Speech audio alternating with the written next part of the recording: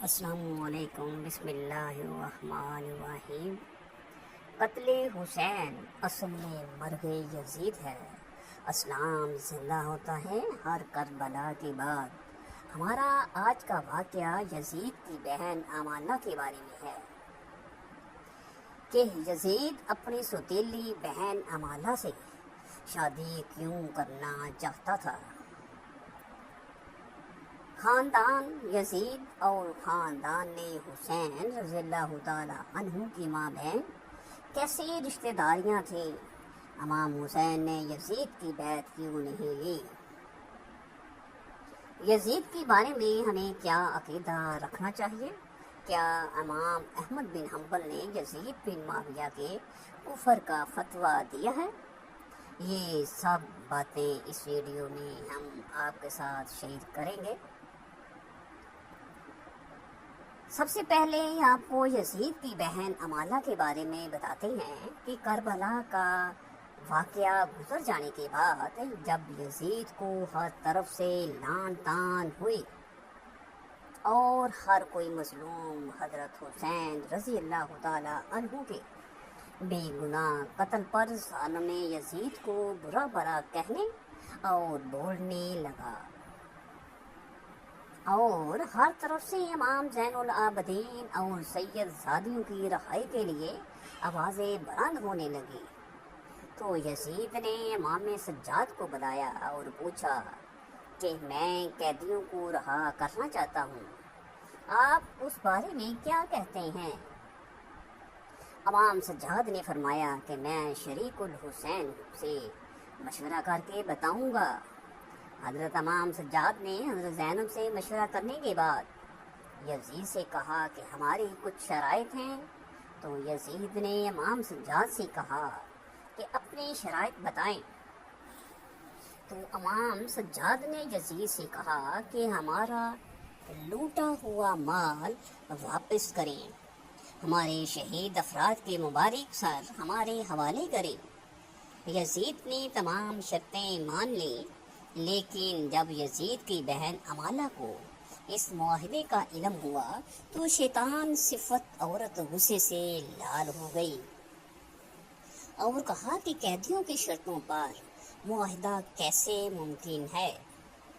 اس عورت نے تمام اہل شام کی عورتوں کو اپنے محل میں جمع کیا اور حضرت زینب اور تمام سید زادیوں کو بھی اپنے محل میں بلوا لیا۔ یزید کی بہن آمنہ نے کھڑے ہو کر تمام شام کی عورتوں کے سامنے تکبرانہ انداز میں حضرت زینب کو مخاطب کر کے کہا کہ اس محل کی دیواریں آسمان تک پہنچی ہوئی ہیں اور اس کا مالک استماب الجزید ہے، جس کی حکومت مشرق سے مغرب تک پھیلی ہوئی ہے، اس کے خزانے چاندی ہیرے جواہرات سے بھرے ہیں، اور جس پر اللہ بھی راضی ہے، تبھی تو تم پر یزید کو فتح ملی ہے۔ اس کے بعد شام کی عورتوں کی طرف دیکھ کر اس نے حضرت زینب سے کہا کہ تم بتاؤ تم کون ہو؟ اس پر حضرت زینب نے جلال بھرے لہجے میں کہا کہ میں نے تیری بات سن لی، مگر تو نے ابھی تک میرا مکمل تعارف نہیں پایا، لیکن تمہارا تعارف یہی ہے کہ تم حسین کی قاتل یزید کی بہن ہو۔ میرے بھائی نے ہی نبی کریم صلی اللہ علیہ وسلم کی خاندان کی عورتوں کو ناحق اسیر بنایا، اور تم بھی باعزت ہونے کا دعویٰ کرتی ہو۔ تم جس بھائی کی مشرق و مغرب تک حکومت پر اتر رہی ہو، سن لو میرے رب کی حکومت پورے کائنات پر ہے۔ تم نے سچائی تو سن لی، لیکن میرے جد امجد پوری کائنات کے مالک اور خالق کے محبوب ترین نبی صلی اللہ علیہ وسلم ہیں۔ حضرت زینب نے اس ملعون عورت کو مزید کہا کہ تم جس دولت پر اتر رہی ہو، میرے خدا کے سامنے نبی کریم صلی اللہ علیہ وآلہ وسلم کے گھرانے کے ایک فرد کے ایک سجدے کے برابر بھی نہیں، جو کہ خود دنیا کے تمام خزانوں کا مالک ہے، اور یہ محل جس پر تم کو فخر ہے، رب کائنات جلد ہی اس کو مٹی کا ڈھیر بنا دے گا۔ اس کے بعد حضرت زینب نے آسمان کی طرف ہاتھ اٹھا کر اللہ پاک سے دعا کی کہ اے رب کائنات، ہم تجھ سے راضی ہیں، تو بھی ہم سے راضی ہو جا۔ اس کے بعد محل میں موجود تمام شامی عورتوں نے حضرت زینب کے حق میں آواز بلند کی، اور حضرت زینب نے یزید کی بہن کو کہا کہ اب بتا، ہم قید ہو کر بھی جیت گئے اور تم جیت کر بھی ہار گئے۔ اس کے بعد اہل بیت کے تمام لوگ شان و شوکت سے محل سے روانہ ہوئے۔ دوسری روایت میں ہے کہ یزید نے اپنی اسی بہن جس کا نام امالہ تھا، اس سے شادی کرنے کے لیے اسلام کے اصولوں میں تبدیلی کرنے کی کوشش کی، جس کی مخالفت پر اس نے حضرت حسین کے قتل کو جائز قرار دینے کے لیے 70 علماء دین سے فتویٰ لے کر حضرت حسین کو کربلا میں شہید کروایا۔ یزید کی بہن امالہ کا یہ قصہ مستند روایات میں تلاش کے باوجود مل نہیں سکا، لہٰذا یہ قصہ تاریخ کا ایک باب ہے۔ اس قصے میں کتنی صداقت ہے اللہ ہی بہتر جانتا ہے۔ حضرت حسین رضی اللہ تعالی عنہ نے یزید کی بیعت کیوں نہیں کی تھی؟ اب یہ سوال پیدا ہوتا ہے۔ حضرت حسین نے اس ثابت قدمی کی مثال دکھائی، آپ کو ڈرایا دھمکایا گیا، آپ اور آپ کے ساتھیوں کو کئی دنوں تک بھوکا پیاسا رکھا گیا،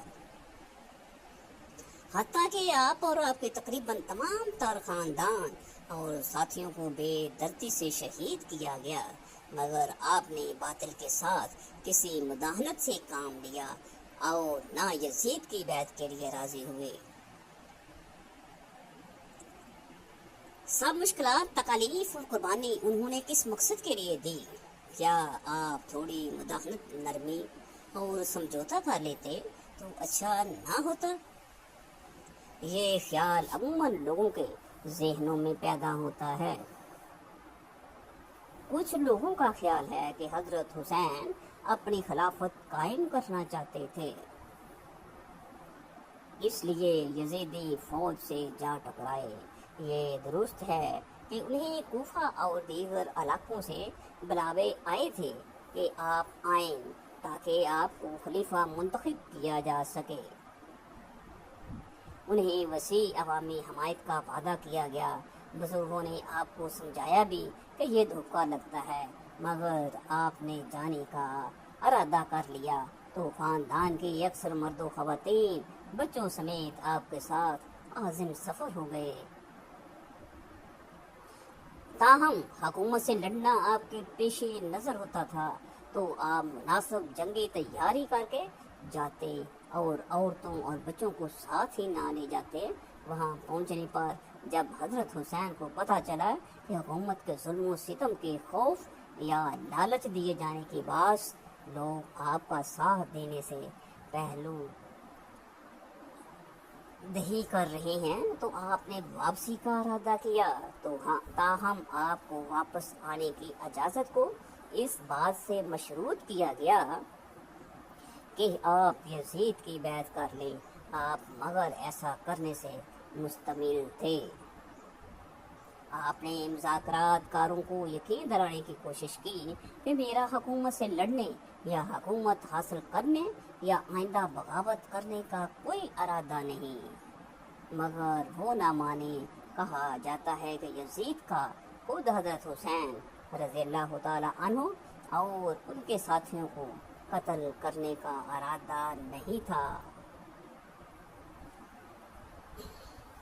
مگر ان کی سپہ سالار خود کو شاہ سے زیادہ شاہ کے وفادار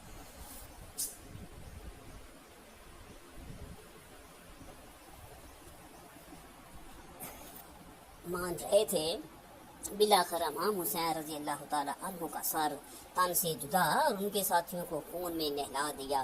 جب یزید کو امام کا سر پیش کیا گیا تو کہا جاتا ہے انہوں نے آپ کے قتل پر دکھ کا اظہار کیا، لیکن دوسری طرف یہ بھی حقیقت ہے کہ یزید نے امام اور ان کے ساتھیوں کے قتل عام میں ملوث اپنے کسی عمل کے خلاف کوئی کارروائی کی ہی نہیں، انہیں کوئی سزا دی، بلکہ وہ اسی طرح اپنے عہدوں پر باقی اور ان کے معتمد رہے جس طرح قتل امام سے پہلے تھے۔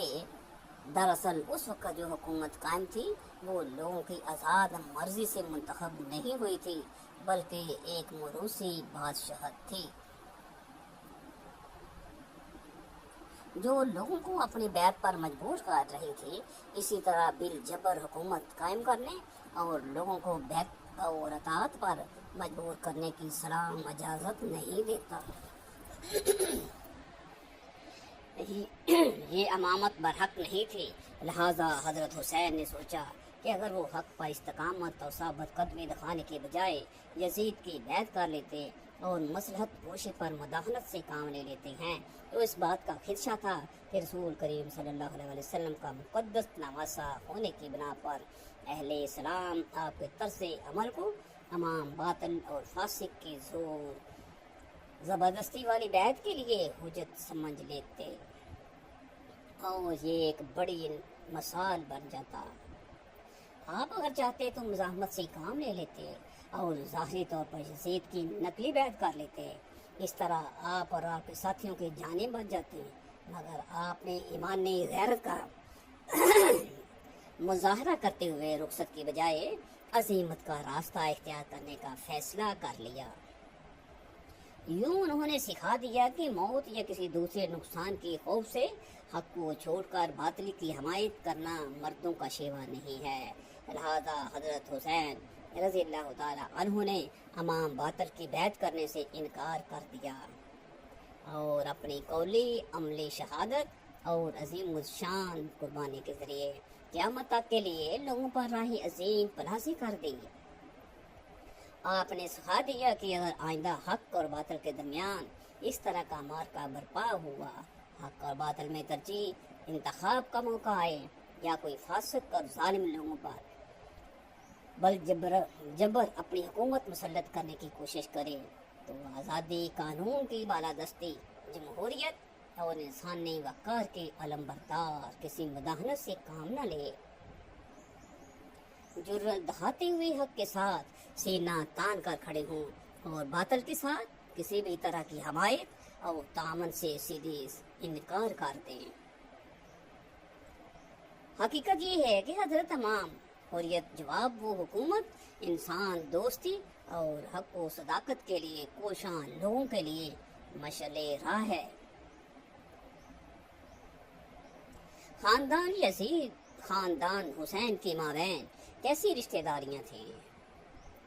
اسلامی تاریخ کی سرسریوں سطحی مطالعے سے بعض لوگوں نے یہ نظریہ قائم کر لیا ہے کہ گویا بنو امیہ یعنی خاندان یزید اور بنو ہاشم یعنی خاندان حسین کے مابین کوئی سخت دشمنی تھی، لیکن جب ہم انصاف کے مستند کتاب کا مطالعہ کرتے ہیں تو ہمیں معاملے اس کے بالکل برعکس نظر آتے ہیں۔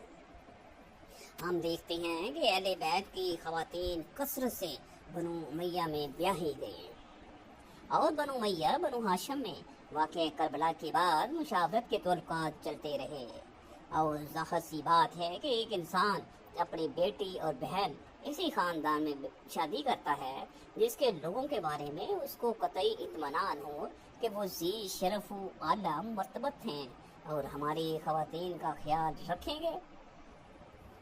اس سلسلے میں کچھ رشتہ داریاں بھی ملاحظہ کر سکتے ہیں۔ نمبر 1، سیدنا علی رضی اللہ تعالی عنہ کی صاحبزادی رملہ مردان رضی اللہ تعالی عنہ بن الحکم کے فرزند معاویہ بن مروان کو بیاہی تھی، جو کہ خلیفہ عبد الملک بن مروان رحمۃ اللہ علیہ کے حقیقی بھائی تھے۔ 2، سیدنا علی رضی اللہ تعالی عنہ کی دوسری صاحبزادی ام مروان بن حکم کے بیٹے عبد الملک بن مروان جو کہ خلیفہ تھے، اپنے زمانے میں ان کو بیاہی تھی۔ 3، سیدنا علی رضی اللہ تعالیٰ عنہ کی تیسری صاحبزادی خدیجہ رضی اللہ تعالیٰ عنہ امیر عامر بن کنیس اموی کے فرزند عبد الرحمن کو بیاہی گئی تھی۔ اسی طرح سیدنا علی رضی اللہ تعالیٰ عنہ کی بڑے بیٹے حسن رضی اللہ تعالیٰ عنہ کی ایک نہیں بلکہ 7 پوتیاں اسی خاندان میں بیاہی گئی تھیں۔ سیدہ نفیسہ بن زید بن حسن کی شادی خلیفہ ولید بن عبد الملک بن مروان سے ہوئی۔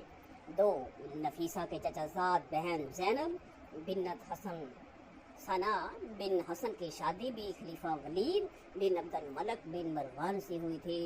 نمبر 3 سیدنا حسن بن علی کی تیسری پوتی ام قاسم بنت حسن شنا بن حسن کی شادی عثمان کے پوتے مروان بن آبان بن عثمان سے ہوئی۔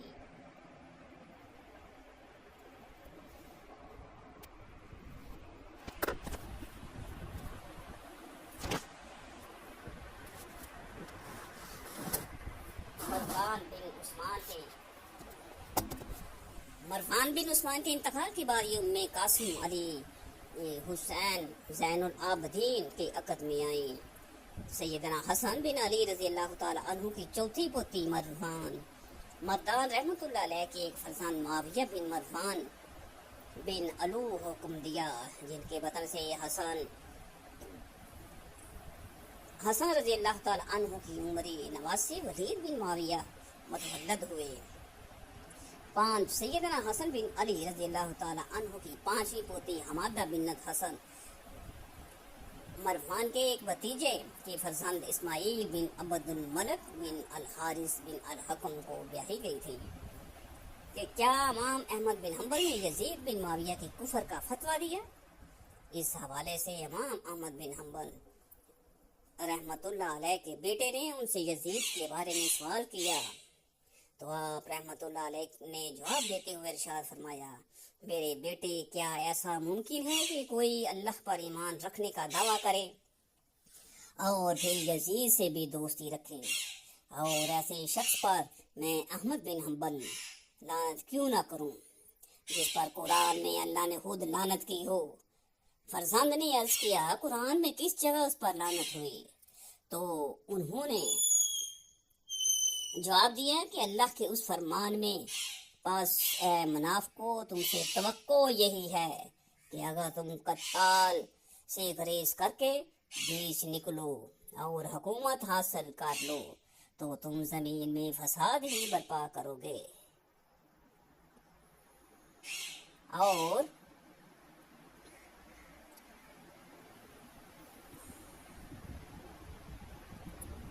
اگر تم قتال سے گریز کر کے درمیان سے نکل جاتے تو حکومت حاصل کر لیتے تو تم زمین میں فساد ہی برپا کرتے اور زمین میں دنگا فساد ہی ہوتا رہتا۔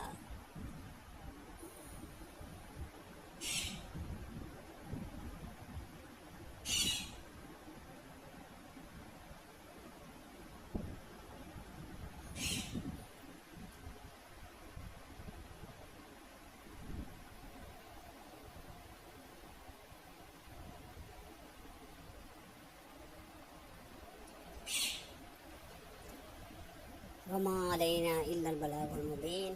امید تھی یہ میری ویڈیو کہ یزید نے اپنی بہن کے ساتھ شادی کی، اگر کی تو کیوں کی، اس کا کیا نتیجہ نکلا۔